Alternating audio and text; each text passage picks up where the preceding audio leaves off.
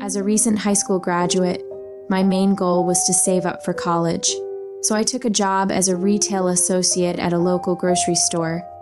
Things were going smoothly until one of our coworkers left, and my boss asked me to take on extra shifts. For the past 2 weeks, I had been working non-stop, longing for just one day of rest.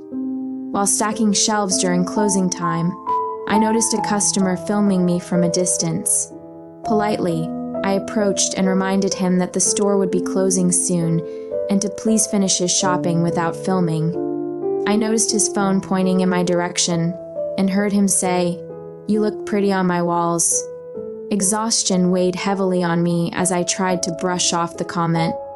Working late nights at the store had become routine, and dealing with creepy customers was unfortunately part of the job.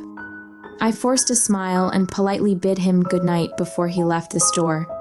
Sleep deprived from weeks of long shifts, I couldn't wait to finally get some rest. I clocked out on my computer and it's finally time to go home. As I stepped out into the parking lot to get into my car, but while I was walking towards my car, I saw the same man with eyes open wider than ever. He was just standing there beside my car with a psychotic smile looking at me. I run back to the store and ask my manager if he can walk me to my car. With a worried expression, he agreed, and we made our way back to the vehicle. The air felt thick with tension as we reached my car, and I fumbled with my keys, eager to get inside and away from that unsettling man's gaze.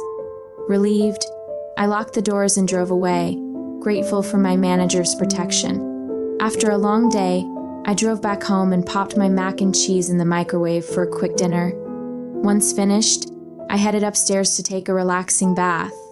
Finally settling into bed, I thought about browsing on my phone for a bit before sleeping. Suddenly, a flash of light caught my eye through my window, sending a shiver down my spine. As I looked closer, I saw an obscured figure standing outside. In a panic, I used the front camera on my phone as a makeshift mirror to get a better look at the person.